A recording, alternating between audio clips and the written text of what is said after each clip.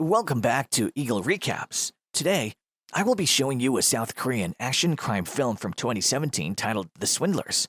Spoilers ahead, like the video and subscribe. The movie opens up in the year 2008, where a large number of people have invested their money in a company owned by gangster and conman Jang Do-chil. Tae-dong is one of the people who believed in the company and has invested his money along with his relatives.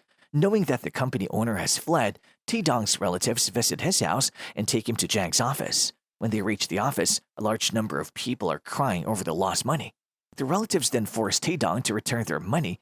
Unable to bear the consequences and devastated by the regrets, Tae-dong jumps from the window and kills himself. In the next scene, the news is being shown on the TV, which mentions that Jang has fled after collecting the money from over 300,000 people. He has conducted the biggest financial scam of around $4 billion. The scene then shifts to a boy named Hwang Ji-sung, who's running in the streets after stealing from one of the thugs. He has an ideology to only steal from thieves. He cleverly manages to run away and reaches his father's place. There, his father can be seen making a fake passport for Jang. Hwang reminds him that he has promised to leave the illegal work, and his father replies that it'll be his last work. Hwang's father then leaves the place and goes to deliver the passport. He also tells Hwang not to wait for him and to have dinner. After that, we see Hwang's father with Jang, who looks at him with scary eyes. The next day, police find Hwang's father hanging in the warehouse. The autopsy reports state that he took his own life, but Hwang believes that he was taken out. After some days, the news reports that Jang fled to China and died there. Hwang, who's watching the news, doesn't believe it and sets off to China to take revenge on Jang. The movie then skips to 8 years in the future, where a beautiful girl named Chunja is trying out different pieces of jewelry. Turns out she's a thief who's trying to steal a necklace. Just then, two detectives, Kim and Lee, arrive there and arrest her. In fact, they had already made a deal with the shopkeeper to arrest Chunja. After they take her away, it's revealed that the detectives were part of Chunja's team and they successfully managed to steal from the store. In the following scene, we see prosecutor Park Hee-soo, who enters Superintendent Kim Tae-kyun's office and arrests him. The latter was arrested because he helped Jang conduct the scam. Later, Park confirms to the media that he's finding the list of personnel who helped Jang conduct the scam. However, we later see Park working for big ministers who helped Jang in the scam, revealing that he himself is not innocent. Afterwards, Chunja, Kim, and Lee visit Park, which reveals that they work for him. He takes them to their secret workplace and asks them to dig into Lee Kang-suk, a thug who worked with Jang in the scam. Lee digs into Kang-suk and finds out that he's still doing scams in the real estate business. Park is planning to arrest him and orders others to enter his house and look for other important ledgers while he takes him away. Shortly after, Park reaches Kang-suk's house to arrest him and finds him sitting on the couch. He's taken to the police station, where he reveals that he has been scammed for $100,000 recently. He tells them that while he was in an auction, he lent $100,000 to an old-looking man who has been missing since then. He also tells them that the old man last entered the washroom and never returned back. After that, Park returns to the secret workplace and asks Lee to check the CCTV footage of the auction. After some time, they suspect one of the guys. It turns out to be Hwang. Kim immediately recognizes him and tells everyone that Hwang only steals from thieves. With the help of Hwang's car's number, they locate his apartment and visit him immediately. Hwang has already left his apartment before they reach there. From the workplace, Lee informs Park that Hwang has just come out of the apartment, so they decide to follow him. With the help of the CCTV surveillance, Lee continuously looks over Hwang and supplies Park with the information about his whereabouts. After a bit of chasing, Park manages to stop Hwang and arrests him. In the next scene, we see Hwang handcuffed and placed on a chair in front of Park. At the same time, Kim enters the room and starts beating Hwang, stating that he had to spend a year in jail due to him. Later, Park inquires with Hwang about why he went after Kang-suk. Hwang replies that he was chasing him to get his hands on Jang. Listening to this, Kim tells him that Jang had already died years ago. However, Hwang reveals that he followed Jang's men to China and was able to see Jang in person. But after he fled the place, he never saw him again. Hwang also mentions to them that if he gets a chance to meet Jang, he will eliminate him. On the other hand, we see Park in a meeting with the ministers, where one of the ministers, Sung Yong-chae, has been nominated for being the president of the country. Park tells them that they have found one of the witnesses who claims to have seen Jang alive. There, everyone seems to know about the truth and asks Park to take care of the witness rather than finishing him. Furious about the dirty politics, Park returns to Hwang and threatens him to tell about his real intentions to kill Jang. Jang replies that his father died because of Jang, so he wants to kill him to take revenge. After hearing this, Park offers Huang to work for him so that they can together find Zhang. After Huang agrees, they go back to the workplace and formulate a plan to get their hands on Zhang. Huang suggests using Kong Suk as bait for the plan. According to the plan, Huang acts as a businessman who can multiply anyone's money by 8 times in just 6 months. Their plan works, and Kong Suk contacts Huang to multiply his money. He follows Huang to his firm, which is set up by Park. On the other hand, Lee and Chunja enter Kong Suk's office and install several CCTV cameras there. Huang manages to persuade Kong Suk to provide him with $100,000 with a promise of providing 800% profit in less than 6 months. After that, Kong Suk returns to his office and starts calling his go-to persons to lend him some money. All this is being watched from the secret workplace with the help of the hidden cameras in Kong Suk's office. Meanwhile, Huang is certain that Kong Suk can only get the amount from Zhang. Lo and behold, the same thing happens. Kong Suk contacts one of the Zhang's special men and explains to him about the scheme. After listening about the profits, Zhang hops on the call and talks with Kong Suk, telling him that he will send one of his men to look into the matter and will provide him with his cut. Hearing Zhang on the call, everyone in the workplace is stunned. In the next scene, we see Kong Suk meeting with Kwang Seung-gun, who was sent by Zhang.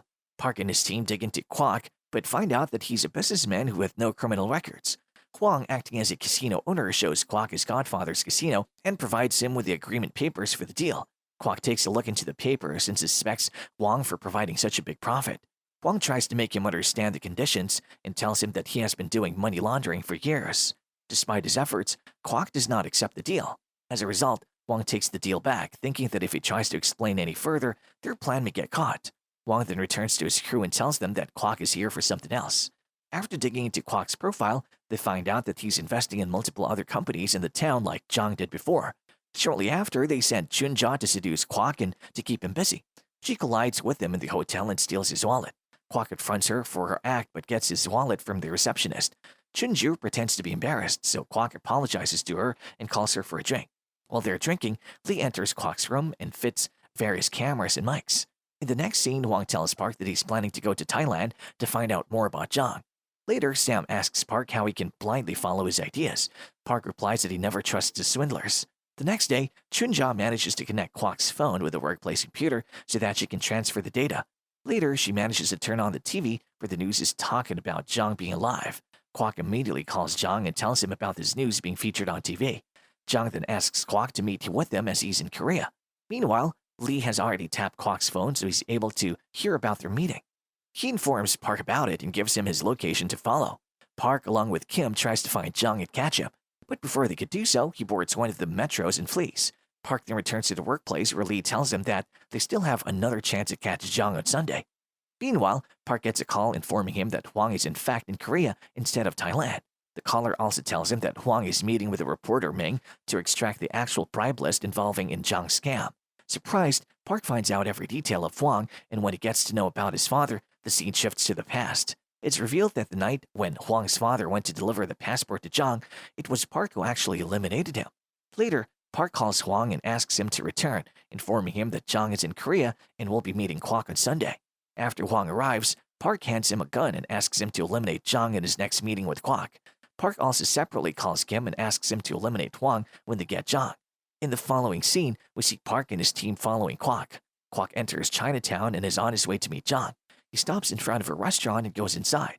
Huang, along with Kim and Chunji, also goes into the same restaurant.